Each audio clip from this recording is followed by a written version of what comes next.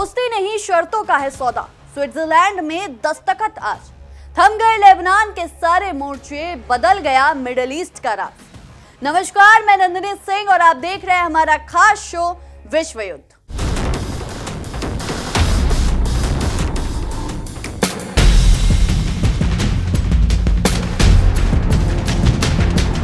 दुश्मन ने मानी हार, किया सरेंडर। अमेरिका से डील पर ईरानी सेना का सबसे बड़ा और आक्रामक दावा। एक ऐसी ऐतिहासिक खबर जिसने न सिर्फ मध्य पूर्व बल्कि पूरी दुनिया की राजनीति, डिप्लोमेसी, वैश्विक व्यापार और ग्लोबल मार्केट की दशा और दिशा, इन दोनों को पूरी तरह से बदल कर रख दिया है। अमेरिका और ईरान के बीच एक व्यापक और दीर्घकालिक शांति समझौते पर पूरी तरह से सहमति बन गई है। इस महाडील के आधिकारिक ऐलान के साथ ही अमेरिकी राष्ट्रपति डोनाल्ड ट्रंप के लिए रणनीतिक रूप से बेहद महत्वपूर्ण और संवेदनशील जलमार्ग स्ट्रेट ऑफ हॉर्मुज को पूरी तरह से खोलने और अमेरिकी नौसेना द्वारा वहां की गई कड़ाई से लागू नाकेबंदी को तुरंत प्रभाव से हटाने का एक ऐतिहासिक और बेहद चौंकाने वाला ऐलान कर दिया है। इस बीच अमेरिका के साथ हुए इस बड़े समझौते के तुरंत बाद ईरान के खातम अल अंबिया सेंट्रल हेडक्वार्टर ने आधिकारिक तौर पर यह दावा किया कि देश की जनता और वहां के सशस्त्र बलों ने दुनिया के सामने ये साबित कर दिया कि दुश्मन के पास सरेंडर के अलावा अब कोई दूसरा रास्ता या विकल्प बचा ही नहीं था। ईरान की सेना इस पूरे ऐतिहासिक समझौते को अपनी एक बहुत बड़ी रणनीतिक, सैन्य और कूटनीतिक जीत के रूप में देख रही है और इसे अपनी नीतियों की सर्वोच्चतम जीत मान रही है। इधर इस महान डील का वैश्विक ऐलान खुद अमेरिकी राष्ट्रपति डोनाल्ड ट्रंप ने अपने social media platform truth social पर एक के बाद एक कई ताबड़तोड़ पोस्ट करके किया। ट्रंप ने अपनी पोस्ट में लिखा कि इस्लामिक रिपब्लिकन ऑफ ईरान के साथ डील अब पूरी तरह से मुकम्मल हो चुकी है और वो इस कामयाबी के लिए सभी को बधाई देते हैं। इसके साथ ही ट्रंप ने स्ट्रेट ऑफ हॉर्मुज को दुनिया भर के तमाम व्यापारिक और तेल टैंकर जहाजों के लिए बिना किसी रोक टोक और पूरी तरह से टोल फ्री खोलने की घोषणा की है। उन्होंने अमेरिकी नौसेना की नाकेबंदी को तुरंत हटाने की मंजूरी देते हुए बेहद अनोखे अंदाज में लिखा कि दुनिया भर के जहाजों, अपने इंजन चालू करो और तेल की सप्लाई को एक बार फिर से तेजी से शुरू होने दो।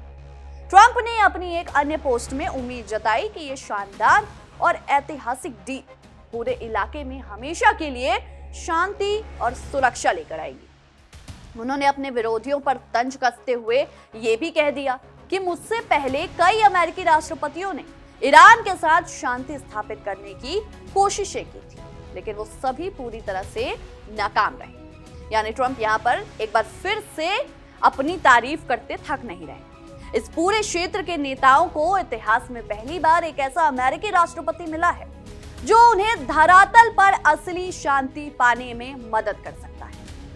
आगामी शुक्रवार को स्विट्जरलैंड में इस ऐतिहासिक समझौते पर जो दोनों देश हैं वो आधिकारिक और औपचारिक हस्ताक्षर होने की उम्मीद है इन दोनों देशों के बीच। बताया जा रहा है कि इसके तुरंत बाद जो हॉर्मुज स्ट्रेट है उसको सुरक्षित खोलने और वहां बिछाई गई समुद्री बारूदी सुरंगों को हटाने का काम युद्ध स्तर पर शुरू किया जाएगा ताकि दुनिया भर के लिए तेल की सप्लाई चेन को फिर से बहाल किया जा सके। इस शांति समझौते पर बनी आम सहमति के बाद तेहरान के परमाणु कार्यक्रम और अन्य विवादित रणनीतिक मुद्दों पर अगले 60 दिनों तक दोनों देशों के बीच बेहद विस्तृत और गहन चर्चा का दौर चलने वाला है। उधर ईरान के कानूनी और अंतर्राष्ट्रीय मामलों के उप विदेश मंत्री डॉक्टर गरीबाबादी ने भी इस बात की पूरी तरह से पुष्टि कर दी है कि ईरान और अमेरिका के बीच समझौता ज्ञापन यानी MOU के मसौदे को अंतिम रूप दे दिया गया है और आगामी शुक्रवार को स्विट्जरलैंड की सरजमी पर इस आधिकारिक रूप से हस्ताक्षर इसे किया जाएगा।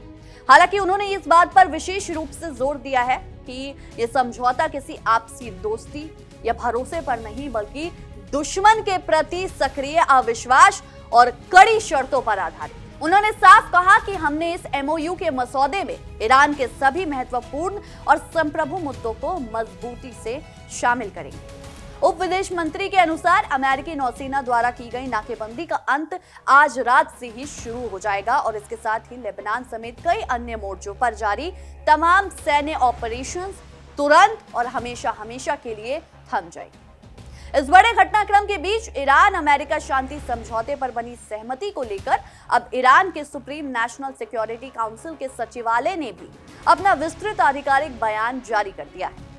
इस बयान में बड़े गर्व से कहा गया कि उनके शहीद नेता की अगुवाई में इस्लामिक रिपब्लिकन ऑफ ईरान ने अमेरिकी जियोनिस्ट दुश्मन पर अपनी रणनीतिक श्रेष्ठता पूरी तरह साबित कर दी है। सुप्रीम लीडर के कुशल मार्गदर्शन में पूरे राष्ट्र के अटूट समर्थन और इस्लाम के योद्धाओं के कड़े प्रयासों के बाद कई महीनों की कठिन और बेहद गहन इस्लामाबाद वार्ता के बाद आखिरकार 14 जून की शाम को अमेरिका के साथ मेमोरेंडम ऑफ अंडरस्टैंडिंग का मसौदा फाइनल कर लिया गया। सुप्रीम नेशनल सिक्योरिटी काउंसिल ने अपने बयान में पूरी तरह स्पष्ट किया कि समझौते की शर्तों के अनुसार लेबनान समेत सभी एक्टिव मोर्चों पर युद्ध और सैन्य अभियान आज रात से ही तुरंत प्रभाव से खत्म माने जाएंगे। इसके साथ ही अंतिम और पूर्ण समझौते के लिए आगे की बातचीत को तब तक के लिए टाल दिया जाएगा जब तक कि दूसरी पार्टी यानी संयुक्त राष्ट्र अमेरिका इस समझौता ज्ञापन के अनुसार अपनी सभी प्रतिबद्धताओं को जमीन पर पूरा नहीं कर लेता। ईरान ने इस बेहद जटिल डिप्लोमेटिक डील को सफल बनाने में मध्यस्थ की भूमिका निभाने वाले पाकिस्तान और कतर सरकार के प्रयासों की भी जमकर सराहना की है। इसके अलावा समाचार एजेंसी का कहना है कि यह भी तय किया गया है कि खाड़ी के इस पूरे समुद्री यातायात को अब ईरान ओमान देश के साथ मिलकर संयुक्त रूप से नियंत्रित और मॉनिटर करेगा। एक तरफ जहां अंतर्राष्ट्रीय पटल पर युद्ध विराम और शांति समझौते की ऐतिहासिक रूपरेखा तैयार हो रही है, वहीं दूसरी तरफ जमीनी मोर्चों पर तनाव का एक बेहद खतरनाक और हिंसक सिरा भी देखने को मिला है। आईडीएफ यानी इजरायली सेना ने आधिकारिक रूप से यह बड़ा दावा किया कि दक्षिणी लेबनान में हुए एक भीषण हवाई हमले में हिजबुल्लाह का सबसे टॉप कमांडर अली मूसा दकदूद मारा गया। इजरायली सेना के मुताबिक दकदूद को लिटानी नदी के दक्षिणी इलाके में एक सटीक खुफिया इनपुट के आधार पर निशाना बनाया गया। वो हिजबुल्लाह के पूर्व चीफ हसन नसरल्लाह की सुरक्षा यूनिट के हेड रह चुके थे और इस वक्त हिजबुल्लाह के सबसे घातक और एलीट रडवान फोर्स के मुख्य कमांडर की बड़ी जिम्मेदारी संभाल रहे थे। ईरान के उप विदेश मंत्री के अनुसार बेरूत के दक्षिणी रिहायशी इलाकों पर इजराइल द्वारा लगातार किए जा रहे भीषण हमलों के जवाब में एक बहुत बड़ी जवाबी सैन्य कार्रवाई की तैयारी कर रहे ईरान की मुख्य और सबसे पहली शर्त यही थी कि इजराइल को हर हाल में दक्षिणी लेबनान की सीमा से पूरी तरह बाहर निकालना होगा, जिसके बाद ही इस शांति समझौते का रास्ता साफ हो सका। अमेरिका और ईरान के बीच हुए इस अप्रत्याशित यानी अनप्रेडिक्टेबल समझौते पर दुनिया भर के तमाम बड़े देश और वैश्विक संगठन अपनी गहरी खुशी और राहत जता रहे हैं, क्योंकि अंतर्राष्ट्रीय बिरादरी लंबे समय से इस विनाशकारी युद्ध के खत्म होने और खाड़ी में शांति बहाल होने का इंतजार कर रही थी। पाकिस्तान के विदेश मंत्री इशाक डार ने अमेरिका और ईरान के बीच हुए इस शांति समझौते का जोरदार शब्दों में स्वागत किया है। उन्होंने इसे वैश्विक इतिहास की एक बहुत बड़ी कूटनीतिक कामयाबी करार देते हुए कहा कि इस समझौते से पूरे अंतर्राष्ट्रीय समुदाय को एक बड़ा भरोसा मिला है, जिससे आने वाले समय में ग्लोबल मार्केट, शेयर मार्केट और दुनिया भर की डावाडोल अर्थव्यवस्था में बड़ी स्थिरता आएगी। इशाक डार ने इस बात का भी खुलासा किया कि पाकिस्तान इस पूरी बैक चैनल बातचीत के दौरान दोनों पक्षों के साथ लगातार सीधे संपर्क में बना हुआ था और दोनों देशों के बीच आगामी 19 जून को जिनेवा में इस ऐतिहासिक समझौते पर औपचारिक रूप से हस्ताक्षर किए जाएंगे। बहरहाल इस मुद्दे पर देखिए हमारे सहयोगी विवेक शांडिल्य के खास शो वर्ल्ड नाउ की ये खास पेशकश। मिडिल ईस्ट में जंग के बाद हालात पूरी तरीके से बदल चुके हैं, पहले जैसी स्थिति नहीं है। अमेरिका चाहता है कि तेल का सकरा रास्ता होर्मुज खोल दिया जाए, ईरान इस पर दादागिरी ना दिखाए। दूसरी ओर ईरान चाहता है कि मिडिल ईस्ट में जो अमेरिकी सैन्य ठिकाने हैं वो अपना बोरिया बिस्तर समेटे और मिडिल ईस्ट से दफा हो जाए।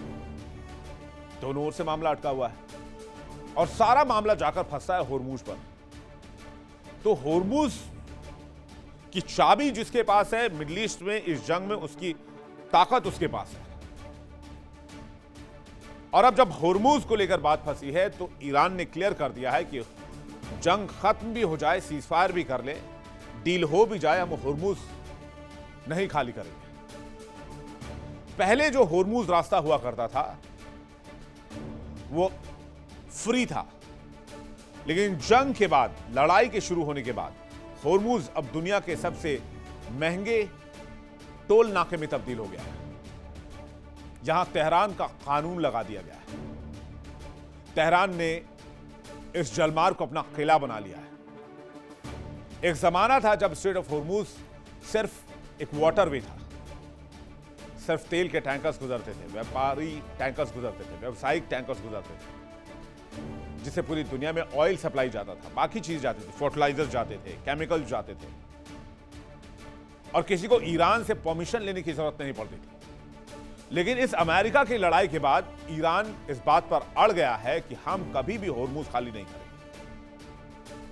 यानी वो फ्री वाला जो सिस्टम था, वो सिस्टम 28 फरवरी 2026 को अमेरिका ने ईरान पर अटैक करके खत्म कर दिया। अब होर्मुज एक टोल नाका बन चुका है।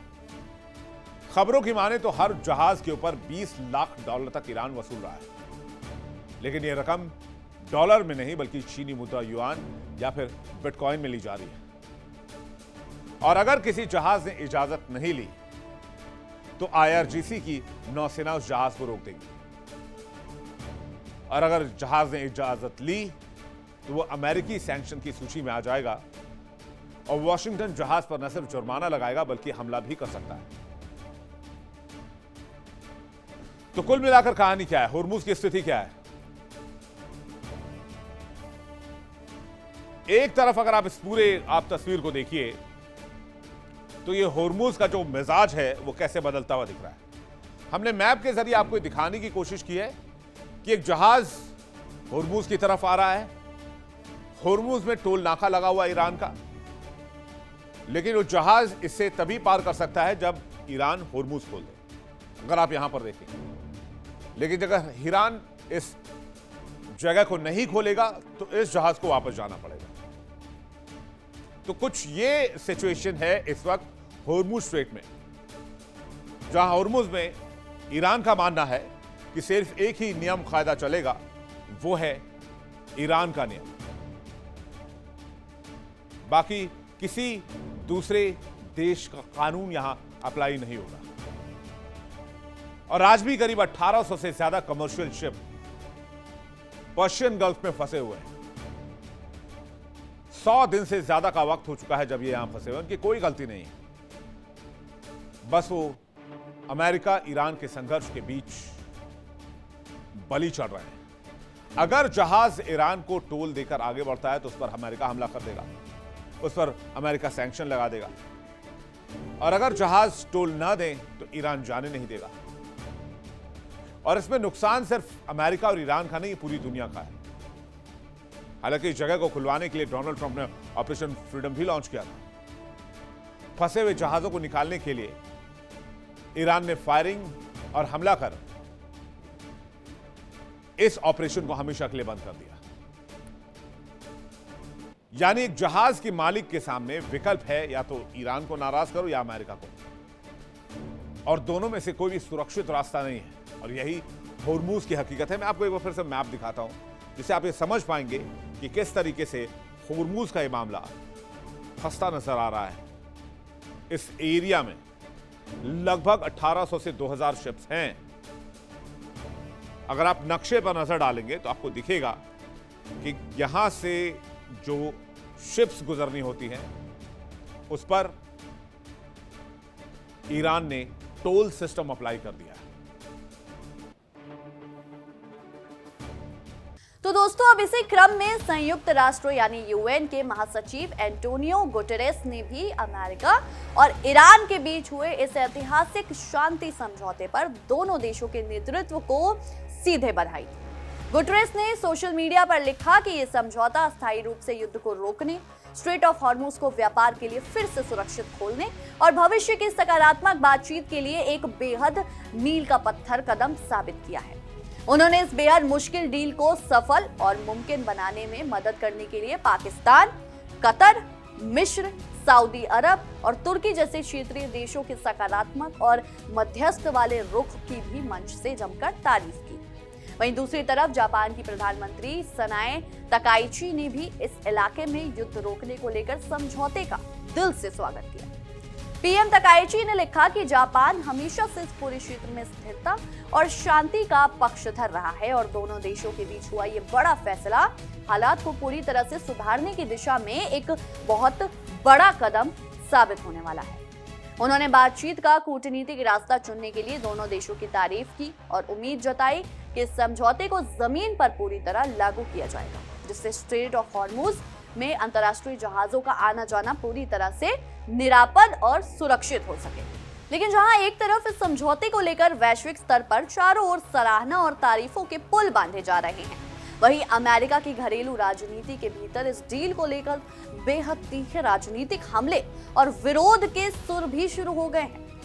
अमेरिका के दिग्गज डेमोक्रेट नेता हकीम जेफरीज ने ईरान के समझौते को लेकर राष्ट्रपति डोनाल्ड ट्रंप की नीतियों पर तीखा हमला बोला है।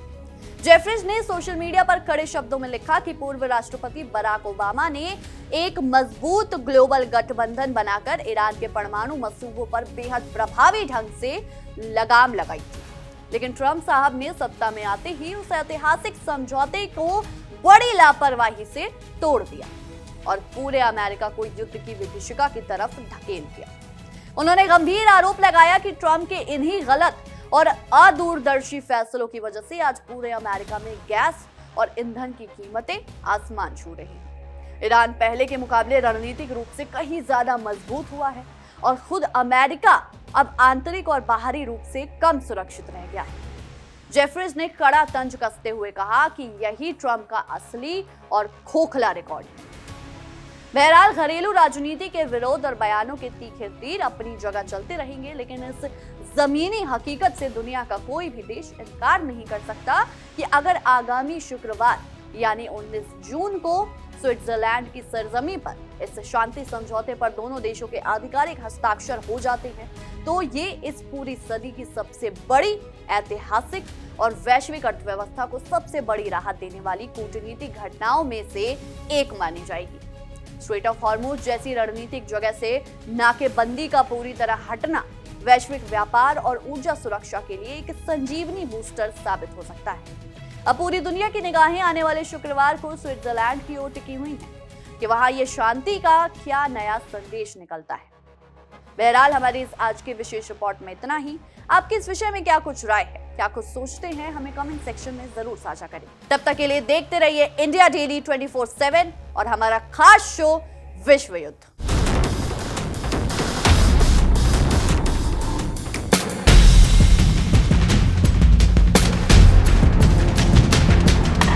देखिए इंडिया डेली 24/7 अब आपके स्मार्ट टीवी पर। इंडिया डेली मौजूद है सभी डिजिटल प्लेटफॉर्म पर लाइव और लगातार। इंडिया डेली 24/7 हर दिन राष्ट्र को समर्पित।